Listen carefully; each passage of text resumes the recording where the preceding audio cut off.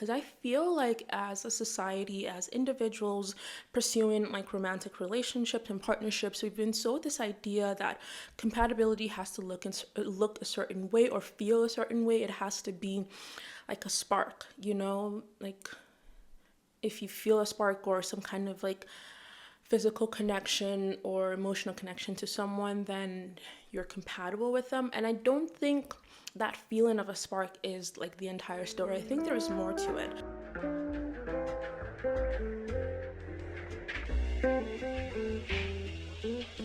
Hello everybody. Hi, welcome back to the channel. If you're new here, hi, welcome. My name is Deborah and I'm super duper excited to have you here on the channel today. So this is actually my second time recording this because like the first one, there wasn't like anything wrong with the video quality, but the audio quality was just not good. There were like points where like just with the way I was talking and enunciating some words, it was just gonna spike, and it was really hard to listen to. Like even like editing it, I couldn't like listen to it. So I couldn't put y'all through that. So I decided that, you know what, if I'm gonna do something, I'm gonna do it well. I decided to sit down and re-record this chat. But yeah, I am super excited to be here. I hope y'all are doing well. As of recording this, it is March 4th. It is March. Man, I can't tell you how excited I am that it's March. I mean, I'm trying to get into this mindset of just being excited and grateful for all the seasons in the year. If you don't know, winter is like my least favorite season, and I live in Calgary, Alberta, and we get some pretty cold winters. We've had a couple cold snaps already, and I'm pretty sure there are more cold snaps to come. But I'm trying to get into this mindset of just being appreciative of just the season, because I know some people would kill to be in my position. But nonetheless, I'm super duper excited for March, because March just means springtime is coming, and there's just this new energy that comes with that, right? But anyway, all of that to say, the year is progressing along. It's marching on.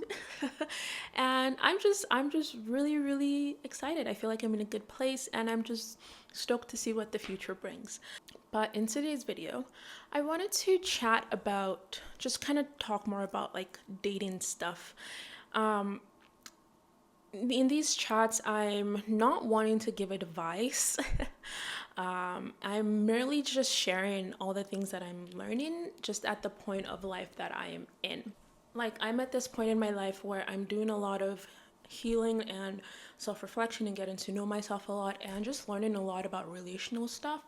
And so I feel like I could just share what I'm learning, because I think there are so many other men and women, people in the same boat that I am. So today I want us to talk about compatibility, like dating compatibility and compatibility in romantic relationships. So the inspiration for this chat actually came from an Instagram post that I came across, which let me find it and let me share it with you.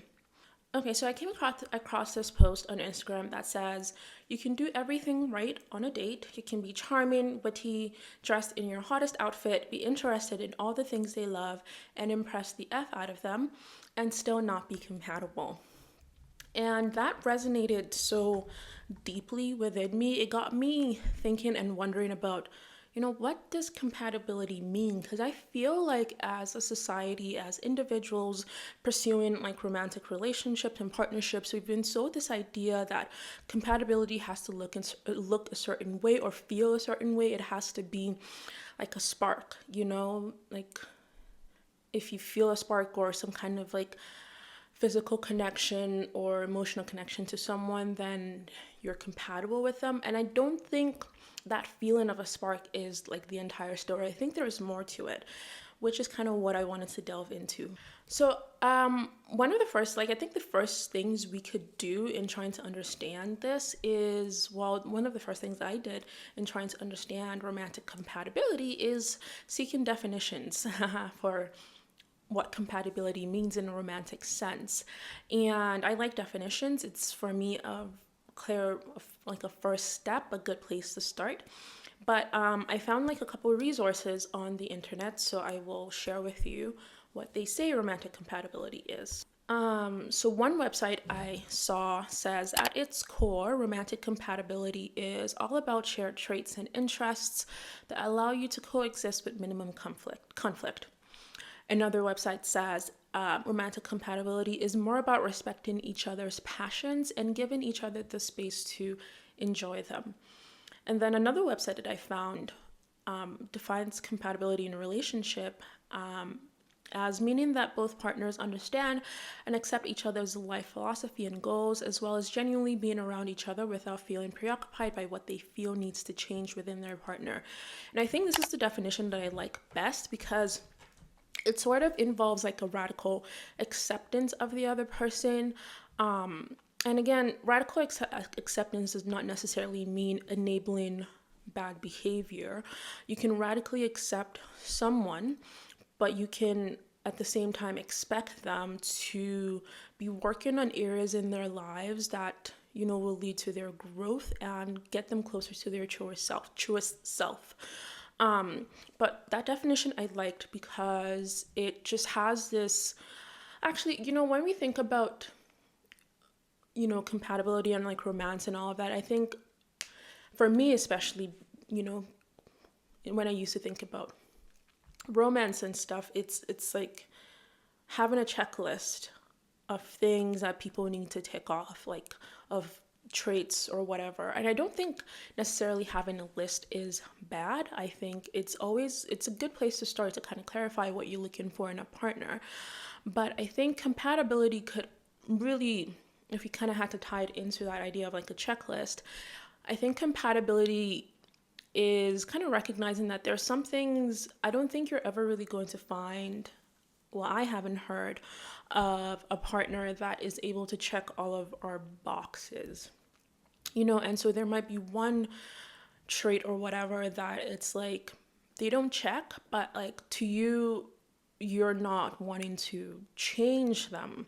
You're not wanting to make them fit into that box or change them in such a way that you can check off that box, especially. And so I think that's kind of what that definition of compatibility gets to is you're not too concerned that your partner doesn't have that trait that you have on your list, and you don't care too much to change that about them.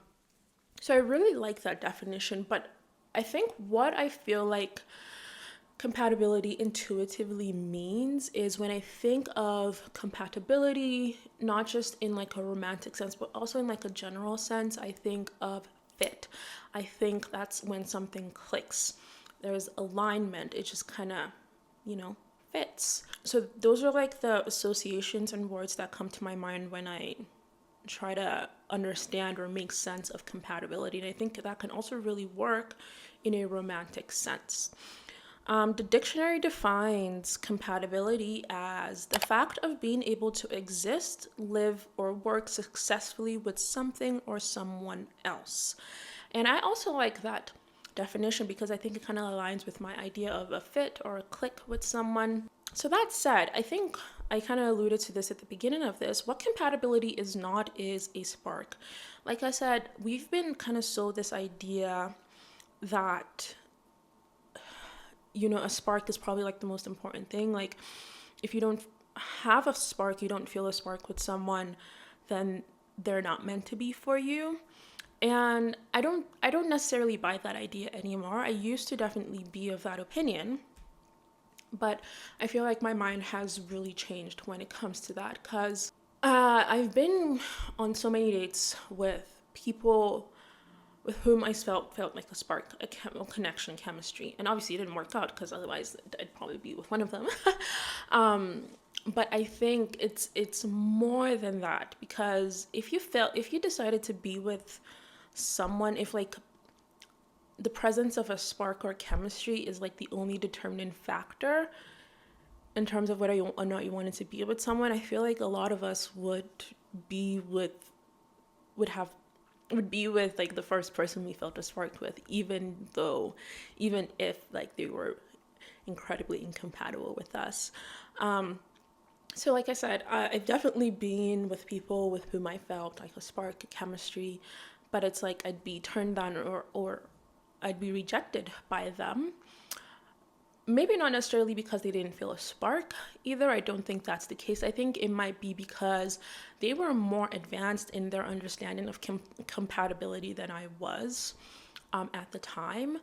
And so it just kind of goes back to what that post was saying, is that you might feel all those things. You might put your best foot forward. You might like the same things. And there might be that connection, but you might not be compatible with the person. And I think it could be for, you know, a number of reasons. So it kind of begs the question, how does one determine compatibility? And I feel like compatibility is definitely something that's not always readily apparent. Sometimes it is. But I think the first step, at least for me, is to be very clear about what it is that I want, what my values are. Like that definition that I said, what are my principles? What are my philosophies in life? What are my goals? Especially when it comes to relationship or starting a family. So for instance, one thing that I value a lot in myself and is something that I want to see in a partner is a dedication to personal development and growth and healing. And for me, because this is so forefront in the way I'm approaching my life and in the way I want to continue to approach my life, I want to see that in a partner. I've actually been in situations where, I guess I didn't really kind of connect it this way, but I've been in situations where there was chemistry, there was all of that, but if the other person wasn't really demonstrating this understanding that they needed to continue to work on themselves, and to me, that is an incompatibility, because here's what's going to happen. I'm going to continue moving forward and moving closer to my truer self. And if someone is not doing the work that they need to do to heal, unlearn, address their traumas, their childhood wounds, if they're not doing that work, I'm going to be right here, way ahead here, and they're still going to be back there. And so that instantly to me creates a disconnect, right? It's we're just in separate leagues. We're just not going to see eye to eye on a lot of important things, especially it could even be a lot of important things in terms of raising children, how we want to raise children, right? Because I'm learning, I'm working on my own childhood. I'm reflecting on how the way my parents raised me is affecting me now, and I'm bringing those lessons into how I want to raise my children. But if my potential partner is not doing that sort of reflection, does not see anything wrong in the way they were raised, it's going to create a lot of disconnection. It's just not going to be a fit in that regard. And so that's one example. So it's the first step is really being clear about what your values are, what your philosophy in life is, and seeing whether somebody aligns on those things. Because if you don't align with someone on the really big things, you could find this person attractive, you could be really, really connected intimately, you can have that chemistry or spark, but when it comes to the big ticket questions, the big ticket things, you're all going to butt heads, and it's just not going to be, the coexistence will not be a very peaceful or enjoyable one. I think it's, first of all, being clear on what it is, I guess, your deal breakers are. Another deal breaker for me is I want children. And so if let's say I'm online dating or whatever, and I came across someone's profile, and right there they said they don't want children, even if all of the other things on their profile I found interesting, if they were good looking, if, some of our other values aligned. If they don't want children, that is a clear disconnect. I'm not going to go in with my eyes wide open, hoping to change their mind about that, because let me tell you, you will not change their mind. And it's just going to be a source of conflict down the line if, that piece of information I decide to compromise on, even though it's not something I want to compromise on. So like I said, compatibility and fit can be determined pretty early on. So the example of not wanting kids, it's a yes or no question, right? If someone doesn't want kids, that's fine. I'm not compatible with them. But sometimes compatibility, it takes a lot more conversations. It takes you getting to know the other person a lot more. And yeah, it's something that takes time. Like I said, I think I don't know that this is not definitely not something that I really thought about when I was dating several years ago. Honestly, even like when I was dating like last year, this is something that has only recently come into my radar, very recently. But I think on like a subconscious level, I kind of